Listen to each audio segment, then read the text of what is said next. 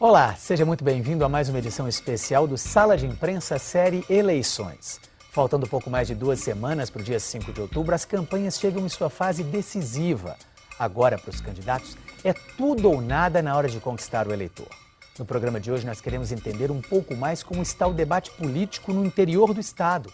Existem muitas diferenças entre fazer campanha nas cidades grandes e pequenas? Como traçar estratégias para ser bem votado em todas as regiões? O Sala de Imprensa dessa semana está começando.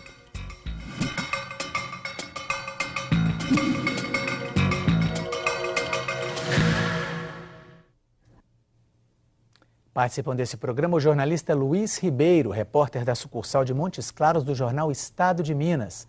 O editor e colunista de política do jornal Correio de Uberlândia, Arthur Fernandes. E o editor assistente de política do jornal Diário do Aço de Ipatinga, Alex Ferreira.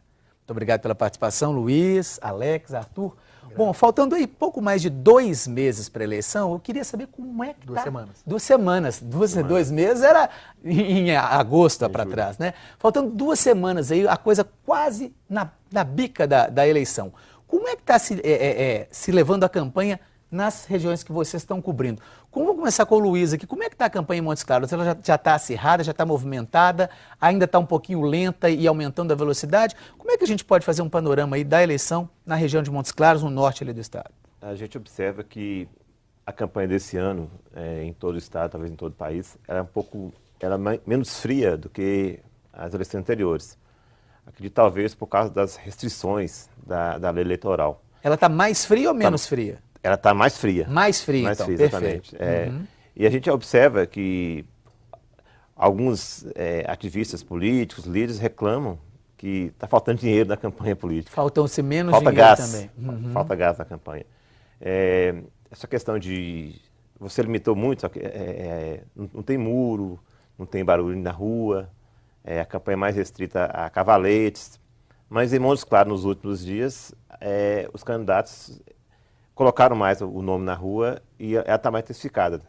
Agora, quando aproximamos nessa reta final. Ou seja, está esquentando, vamos dizer assim. Está esquentando agora. Perfeito. Como é que está lá em Uberlândia, no Triângulo? Em Uberlândia é um desafio para os candidatos.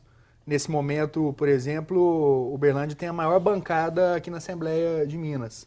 Então, quem tem mandato hoje está buscando manter esse patamar de um nível acima da média histórica, que atualmente são 5 deputados estaduais e 3 federais.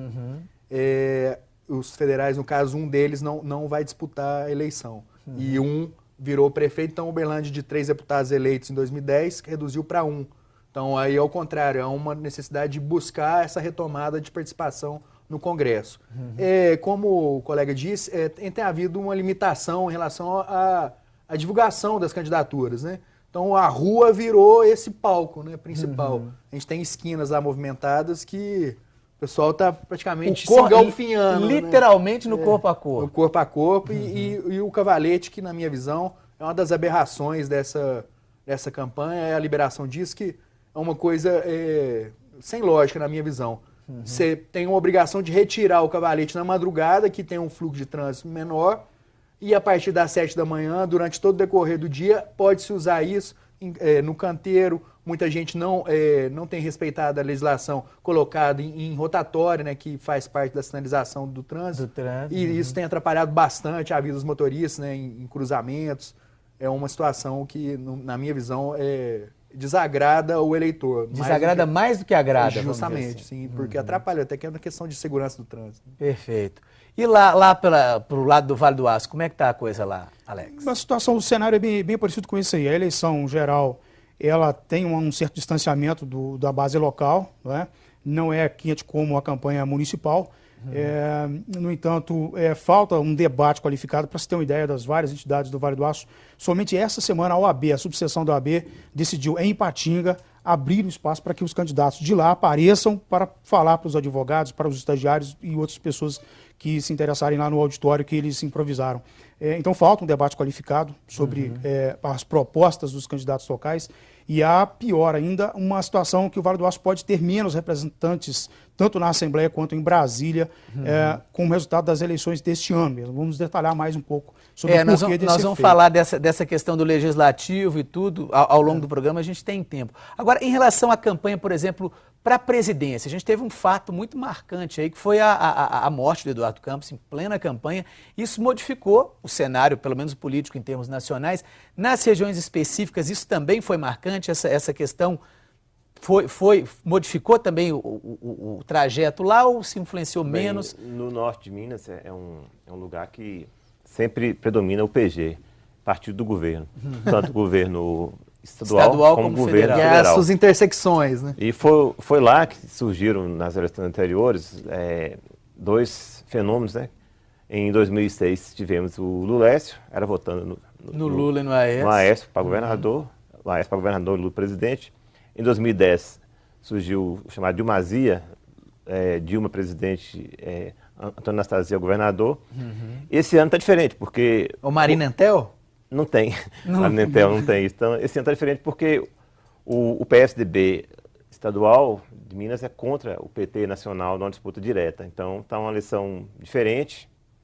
A gente não sabe exatamente onde estão os votos da Marina, mas naquela região existe uma forte predominância do governo federal por conta, especialmente das carências da região, onde existe uma grande dependência do programa Bolsa Família. E também, por outro lado, também tem uma interferência direta do governo do estado junto às prefeituras. Pois é, mas tem algum fenômeno lá esse ano ou esse ano a gente não está conseguindo? Não, esse ano não tem fenômeno nenhum. Esse ano está um pouco complicado de saber como é que está a situação lá. No Triângulo lá. Uberlândia tem reproduzido, Uberlândia principalmente por ser o polo da região, reproduzido de forma muito fiel à estrutura nacional. Hoje a cidade tem 3 grupos distintos que seguem as chapas majoritárias em nível federal. Tem um grupo mais oligárquico que sempre foi ligado ao PSDB, PP principalmente. Esse grupo perdeu a eleição e a administração municipal é do PT atualmente a primeira vez na história. Tem o PT, que a Dilma saiu de 2010 em Uberlândia com um nível 10% acima da média nacional de votação. Então lá ela teve um sucesso grande em 2010. E o fato novo é que houve um grupo criado chamado Nossa Gente Unida, que fez 8 vereadores na eleição municipal e que, apesar de ser oriundo do PDT, a sua chefia, que é até deputado estadual aqui na Assembleia, ele migrou para o PSB. Bem na época do Campos, houve um arranjo com o Eduardo Campos. E aí, com a morte do pernambucano, a Marina passou a ser essa liderança com esse novo grupo. Então, essa terceira via lá também está bem pontuada, reproduzindo esse cenário em nível nacional. Não tá uma polarização, não, PSDB, governo do estado, governo federal? Essa polarização ela sempre ocorreu, mas aí essa terceira via na esfera federal, ela veio a carona junto com um movimento que também criou uma terceira via lá, inclusive com o PSB. Uma coisa interessante que se observa no norte de Minas, talvez por conta de falta de estrutura partidária da campanha da Marina, não se observa a campanha da candidata do PSB nas ruas, não existe. Não aparece? Embora ela esteja liderando as pesquisas aí, bem as pesquisas, não aparece em campanha no norte de Minas. Que interessante. É um fenômeno interessante de se observar. Lá, ao contrário, no início, quando houve houve a assunção dela, ficou a dúvida, vai haver uma ruptura e esse grupo que tinha também ligações com a Anastasia em nível estadual, pode migrar para o PSDB? Mas aí, com as pesquisas apontando o crescimento dela, houve ao contrário, uma adesão em massa e esse grupo novo, chamado Bloco Social Trabalhista, tem colocado a imagem do candidato a deputado federal, que é deputado estadual, com a imagem dela, a frase do "não vamos desistir do Brasil". Então houve uma intensificação do uso da imagem dela, principalmente após os resultados trouxeram alento dentro das pesquisas presenciais. Perfeito. E lá no Vale do Aço, como é que está a situação? A presença da Marina Silva é praticamente incipiente, né? Há uma predominância absoluta da candidata do Dilma em função até mesmo porque da predominância do Partido dos Trabalhadores que domina. Lá Hoje, é um berço bem eles, durante arraigado. muitos anos, quiseram construir o que se chama de linha vermelha, que é eleger 4 prefeitos das 4 cidades que são unidas, Timóteo, Coronel Fabriciano, Ipatinga e Santana do Paraíso. Curioso é que durante muito tempo eles tentaram isso e não conseguiram. Na eleição municipal passada, eles não tinham tanto isso como foco, mesmo porque a cidade passava por um momento de crise política, 2 principais cidades, Timóteo e Ipatinga, e conseguiram fazer essa linha. Então, com os 4 prefeitos do mesmo partido, há uma predominância da campanha da Dilma, mas também há um outro grupo político lá que defende a campanha do Aécio e a campanha do Pimenta da Veiga. Aí sim, essa campanha está presente nas ruas também. Então, polariza entre Dilma e o Aécio. Como tem sido a aprovação dessas administrações petistas municipais? Timóteo e Ipatinga. Ipatinga está razoável. O negócio é que Ipatinga saiu de uma crise política muito grande. Houve uma cassação do mandato eleitoral em 2008.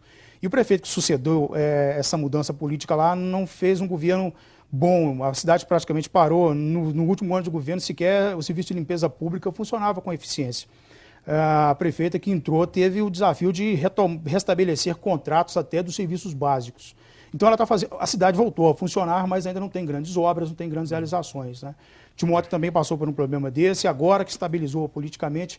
Nessas 2 cidades, então, a aprovação é média para boa. Em Coronel Fabriciano houve uma situação de estabilidade, Santana do Paraíso também, uma situação de aprovação, talvez até superior às outras 2. Não tem uma pesquisa, neste momento, oficial, que mostra o desempenho desses governos.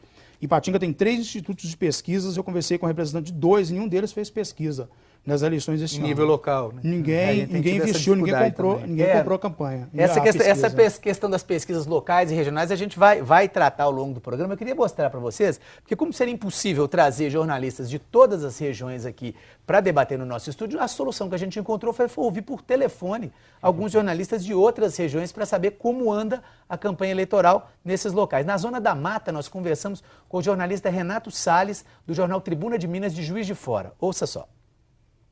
Campanha aqui em Juiz de Fora, acho que segue um modelo que, pelo que a gente tem visto em outras cidades de mesmo porte, começou um pouco devagar. No bate-papo que a gente tem do pessoal ligado ao meio político, da imprensa, a sensação que a gente tem que é uma campanha estranha. As coisas começaram a acontecer de forma mais efetiva a partir do início de setembro, quando se conseguiu ver um número maior de cavaletes nas ruas, de cabos eleitorais, mas é uma coisa muito tímida se comparado à última eleição municipal, que, claro, tem um viés diferente, mas também a última eleição majoritária de governador e presidente da República. Até então, quem domina as propagandas na cidade são os candidatos com maior recursos, em geral, aqueles que são detentores de mandato ou na Câmara Municipal, ou na Assembleia, ou no Congresso Nacional, mas ainda assim é uma campanha tímida, cuja a grande movimentação até aqui ocorreu quando vieram os candidatos majoritários à presidência da República, mas ainda nesse cenário de um pouco de pasmaceira, a gente acredita que a campanha tende a evoluir nessas últimas 2 semanas que a gente tem à frente até a eleição. Renato Salles, do Jornal Tribuna de Minas, direto de Juiz de Fora. Bom, em Juiz de Fora, a coisa está começando a esquentar. Eu queria colocar na discussão aqui, o Alex está querendo falar, eu queria te perguntar, você pode colocar o que você queria, e queria saber o seguinte, você acredita que vai esquentar essas 2 últimas semanas, e em que a presença física, algum candidato, queria perguntar para vocês, a presidência ou o governo esteve lá, e quando essa presença física acontece, isso movimenta bastante a cidade? A última pergunta, pela primeira vez agora no fim de semana, do sábado, está programada a presença lá do candidato à presidência Aécio Neves e também do Pimenta da Veiga. Devem passar em alguma das 3 cidades do Vale, das 4 principais cidades do Vale do Aço. Prevista, não tinha uma confirmação até o momento. Até o momento que eu vim para cá, não estava para Belo Horizonte, não estava confirmada essa presença. Vai ser primeiro. É lógico que a presença movimenta muito, né? Movimenta muito. As eleições anteriores em que os candidatos foram lá, foi assim de efervescência, uma efervescência muito grande. Sobre os cavaletes, que nosso amigo de Uberlândia estava explicando agora há pouco, é considerada uma aberração. Em Coronel Fabriciano chegou um ponto em que o setor de transporte e trânsito do município teve que entrar com um pedido na Justiça Eleitoral, e o juiz eleitoral mandou recolher os cavaletes. Então, das 4 cidades, Coronel Fabriciano não tem cavalete hoje, né? Não tem nenhum cavalete? Mandou recolher, foram recolhidos milhares de cavaletes. Parabéns ao juiz. O problema é justamente na rotatória, que é onde você precisa ter visão de 4 ou 5 vias se encontrando no mesmo lugar, e você olha para um lugar, não tem uma visão, tem um cavalete. Tem vários cavaletes lá, em vez de 4 ou 5 ruas, você tem 4 ou 5 cavaletes diferentes, né? Sobre essa presença dos candidatos nas regiões de Minas, Montes Claros foi talvez privilegiada porque foi o local escolhido pela candidata à reeleição, presidente Dilma Rousseff, para lançar a sua campanha nas ruas, onde que ela fez o primeiro comício nessa atual campanha, ao lado do ex-presidente Lula, e teve um grande movimento na cidade. Perfeito. A gente vai fazer só um pequeno intervalinho, daqui a pouco a gente vai continuar falando um pouco mais sobre o debate político e as campanhas eleitorais no interior do estado. Nós voltamos em instantes, não saia daí.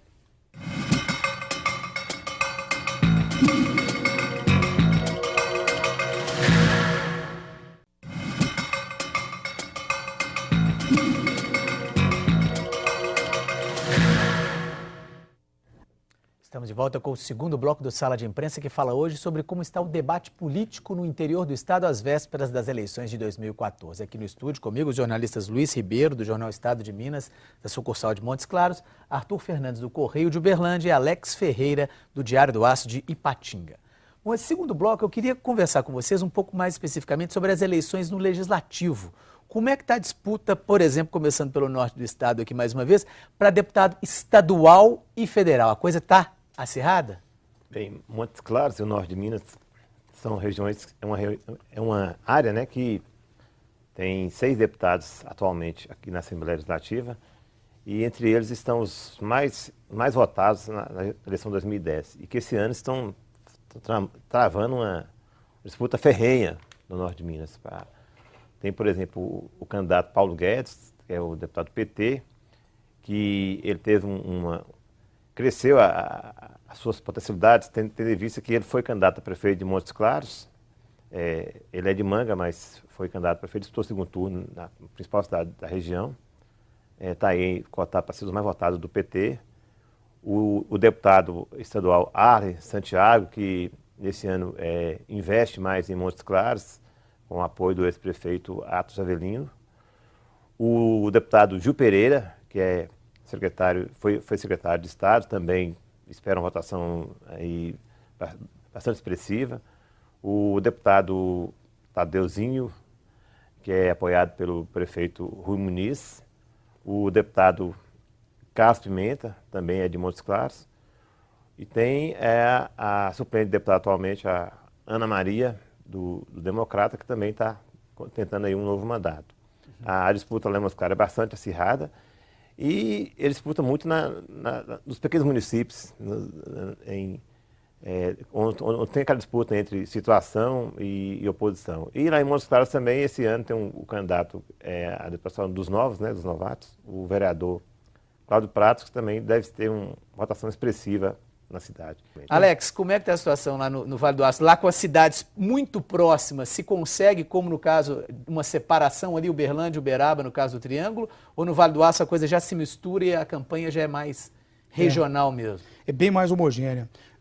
As 4 cidades concentram em algo em torno de 370 mil eleitores. Entretanto, muitos votos são dados em candidatos de fora, tanto para a Assembleia quanto para a Câmara Federal.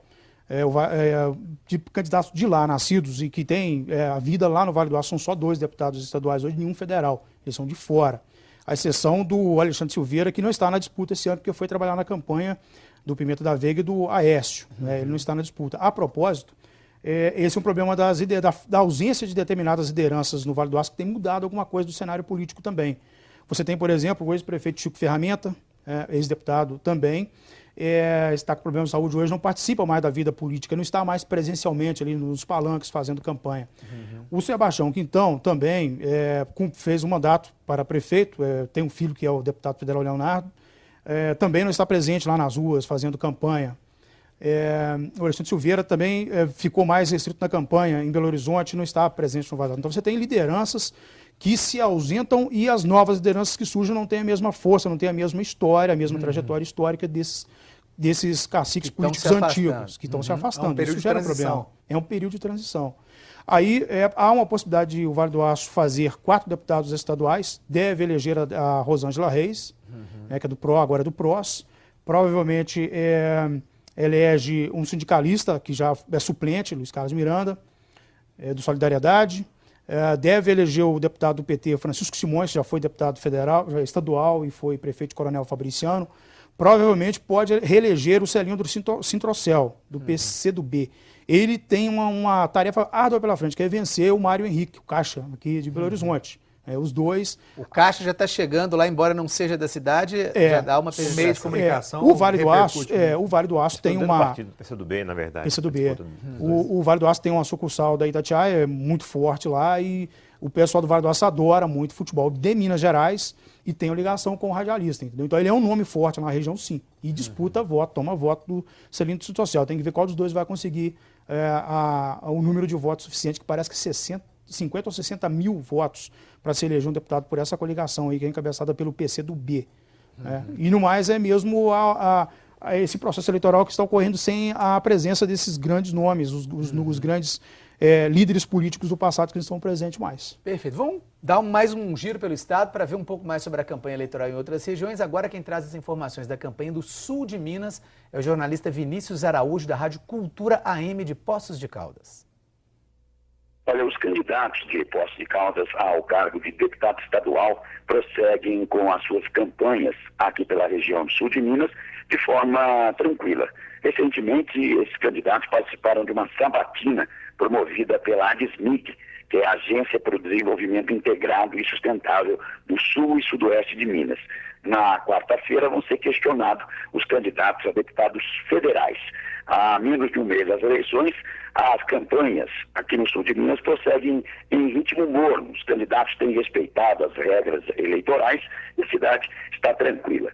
Cerca de 120 mil eleitores estão aptos para votar no dia 5 de outubro, naquele que é o maior colégio eleitoral do sul de Minas Gerais.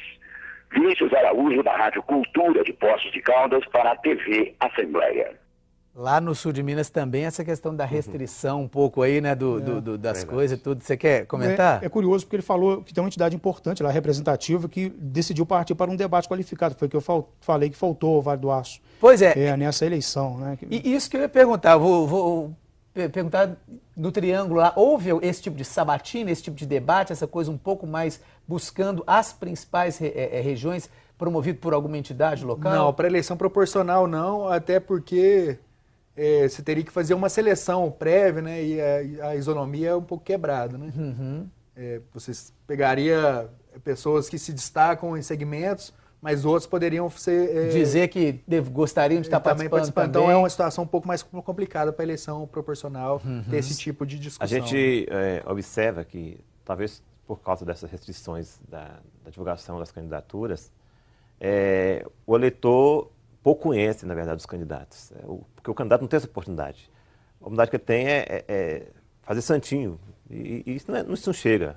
Acaba falando do que basta promessa. Você não tem um debate qualificado, você não tem aquela discussão ou aquela oportunidade do eleitor estar com o candidato frente a frente. Acho que isso é uma coisa que deve ser mudada para que o eleitor tenha mais consciência e tenha mais elementos para escolher o melhor candidato na hora de votar. Perfeito. Vamos ver agora mais um pouco da campanha eleitoral, dessa vez do Vale do Rio Doce, próximo lá ao Vale do Aço. Quem tem as informações é o jornalista Jairo Taborda, da Rádio Mundo Melhor, de Governador Valadares. A campanha eleitoral neste ano de 2014 parece não ter empolgado muito o eleitor há menos de 3 semanas da votação. Com a população de 276.995 habitantes, Valadares tem hoje 201.709 eleitores habilitados a votar dia 5 de outubro. Mas mesmo tendo cerca de 10 candidatos a deputado estadual e 10 candidatos a deputado federal da região e da cidade, ainda não houve uma empolgação, um envolvimento por parte do eleitor. Na eleição de 2010, para esses mesmos cargos, nós tivemos uma das maiores abstenções do Estado, 22,68%, o que pode ocorrer novamente na cidade e na região.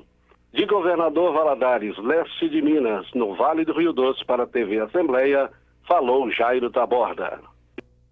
O Jairo tocou numa questão lá que é a questão da abstenção.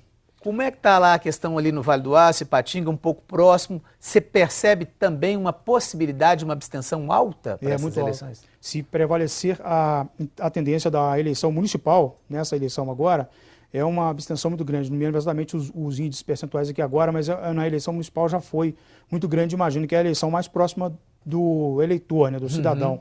O detalhe curioso é que, pela proximidade ao Vale do Aço, o governador Valadares, os candidatos do governador Valadares entram com muita força na região do Vale do Aço, que é também um lugar que tem fronteiras abertas para, na ausência das lideranças antigas, abrir-se as portas para a gente buscar voto de todos os lados, inclusive da Zona da Mata. O pessoal, Zona da Mata, Caratinga é vertente ocidental do Caparaó, né?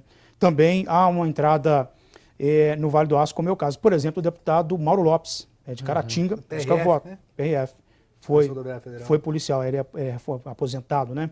Que atua muito no Vale do Aço. Então, e os candidatos do Vale do Aço também buscam uma proximidade com o eleitorado de governador Valadares e de Caratinga. Valadares também é uma cidade administrada pelo Partido dos Trabalhadores e há uma certa sintonia com Ipatinga, assim, até maior do que tinha no passado. Havia muito bairrismo entre a população desses dois lugares e agora esse bairrismo parece que começa a ser suplantado. A gente vê que tem... as empresas já tinham visualizado isso há muito tempo, há muitas filiais de um lugar no outro, e agora parece que, do ponto de vista político-social também a coisa está um pouco mais já começa a superar essa história. É lá em Valadares, é lá em Patinga, parece que há uma aproximação. Uberlândia e Uberaba... Já está isso que eu ia falar, está acontecendo também? Porque o Paulo Pial foi eleito pelo PMDB em Uberaba, o Gilmar Machado pelo PT em Uberlândia, eles fizeram campanhas muito parecidas, a agência de publicidade era a mesma, que trabalhou as duas campanhas, e eles têm uma relação de ex-colegas, ex-congressistas. Então, tem havido uma discussão de parcerias, de intenção de montar um aeroporto, de trazer um aeroporto internacional de cargas para ser colocado entre as duas cidades, só não sabe onde seria. Essa que vai ser a grande discussão, mas a parceria tem sido mais reforçada entre os dois municípios por conta dessa relação amistosa dos dois prefeitos, ex-colegas. Já essa divisão, como eu disse anteriormente, por exemplo, um deputado estadual de Uberaba dificilmente faz campanha em Uberlândia e vice-versa. Mas tem tido essa situação atípica do prefeito estar trabalhando com candidato a federal com domicílio uberabense. Mas isso é muito abstrato, porque, por exemplo, o Odelmo Leão, que foi prefeito de Uberlândia 2 mandatos e agora é candidato a deputado federal, é nascido em Uberaba, mas construiu o seu histórico político todo em Uberlândia. Então é uma relação de proximidade, distanciamento que é historicamente evidenciado. No finalzinho do bloco, mas você quer completar, Luiz? Completa, por gentileza. Merece consideração o que o colega lá de Valadares falou sobre a questão. É importante registrar que isso não é uma questão peculiar de Valadares, mas, no entanto, em todo o estado, na eleição estadual. Por quê? A gente sente assim, uma certa desmotivação do eleitor para votar. Que na eleição municipal, como eu disse aqui, tem ali, você tem um amigo que é candidato a vereador, o cara que é do bairro, mas a eleição estadual e nacional é distante. O eleitor não está muito, não se sente muito atraído para votar. Eu acho que talvez isso justifica aí o alto índice de abstenção acima de 20%. Perfeito. A gente vai fazer mais um pequeno intervalinho. Daqui a pouco a gente continua falando um pouco mais no Sala de Imprensa sobre o debate político no interior do estado. Uma pequena pausa, nós voltamos daqui a pouco. Até já.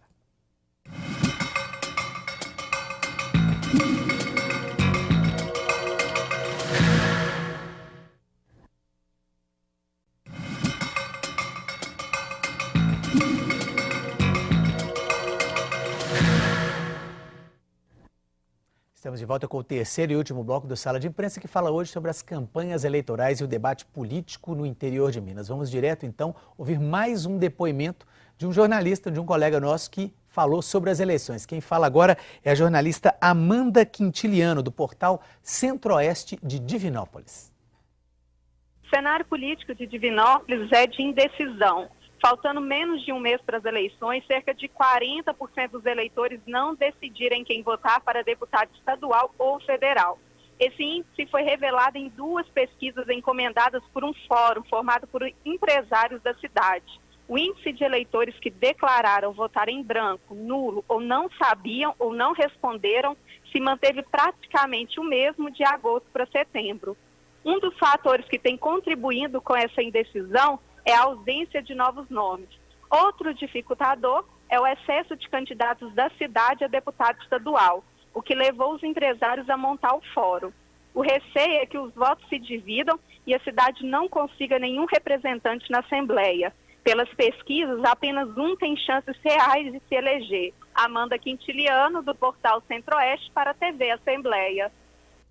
Bom, a gente está terminando, fazendo o nosso último bloco. Eu queria fazer uma pergunta em relação à questão das pesquisas. Em Divinópolis, a gente tem um exemplo aí de pesquisas regionais que mostram o que os eleitores querem, quais os candidatos, não só que eles pretendem votar, mas também a questão das prioridades, o que está sendo mais buscado em cada região.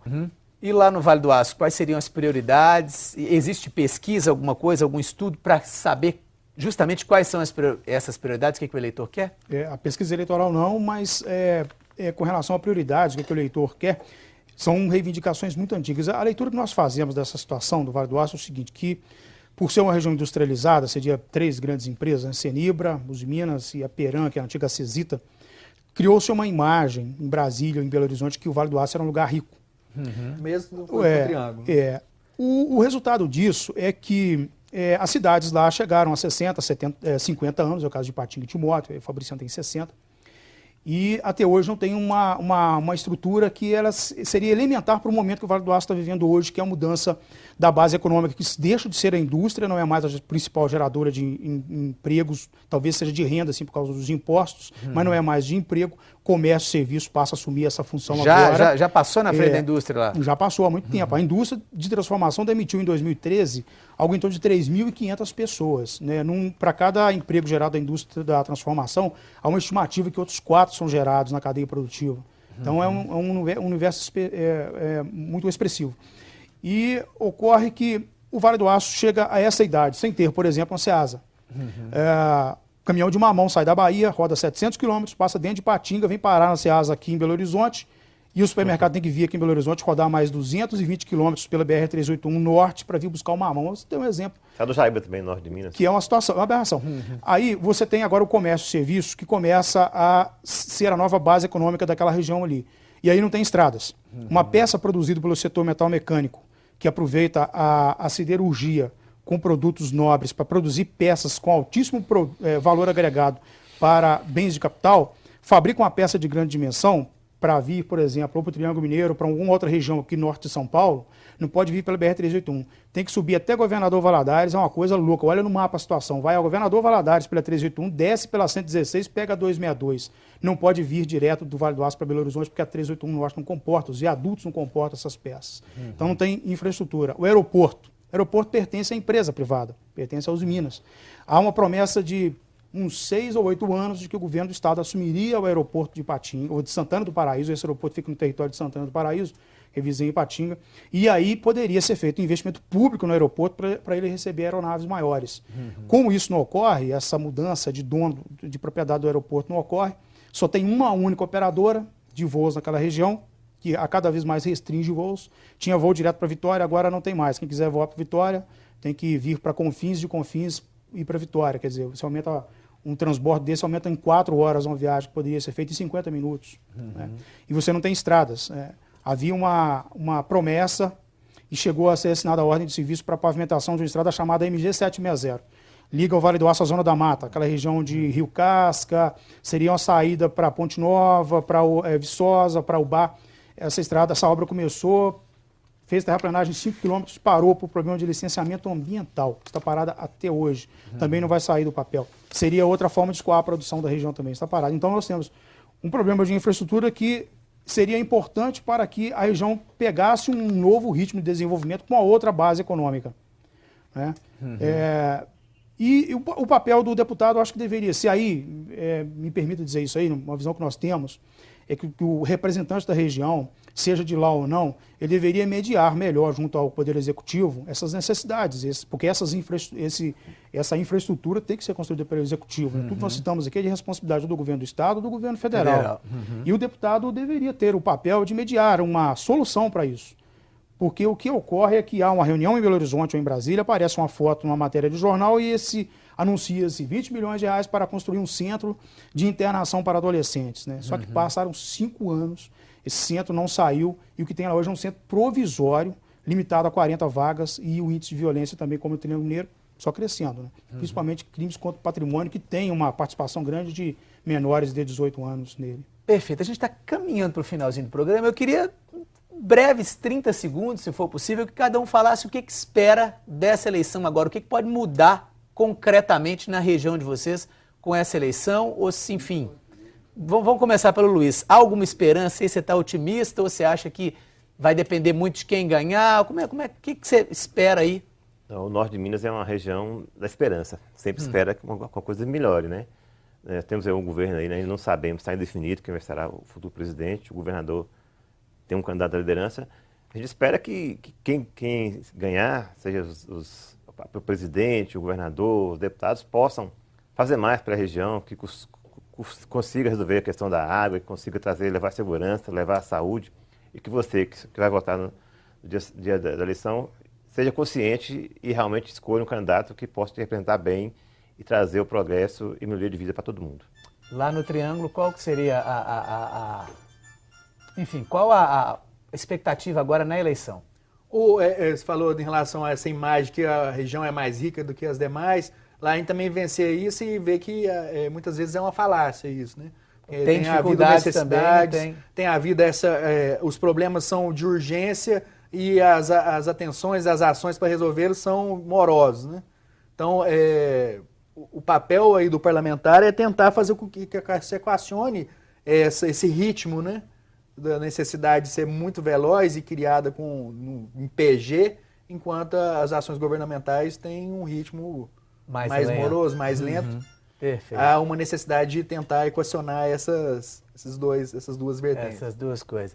Lá no Vale do Aço, qual a sua expectativa pessoal, Alex, para essa eleição que se aproxima? É uma vontade mesmo como cidadão até, morador de lá, que os políticos, eleitos ou não, que eles peguem o resultado das urnas como uma resposta da população a uma necessidade de mudança de comportamento, de posição mesmo, de como tratar as necessidades, as demandas mais urgentes daquela região ali. Perfeito. O Sala de Imprensa de hoje termina por aqui. Eu queria fazer um agradecimento especial aos nossos colegas jornalistas que estiveram aqui, ao Luiz Ribeiro, do Estado de Minas, de Montes Claros, ao Alex, do Diário do Aço, ao Arthur, lá do Correio de Uberlândia, e principalmente aqueles jornalistas que também nos deram um depoimento por telefone para ajudar-nos a saber como anda a eleição, como anda o debate político em todo o interior do estado. O agradecimento principal a você que nos acompanhou pela TV ou pela internet. O Sala de Imprensa termina aqui. O meu muito obrigado e até a nossa próxima edição.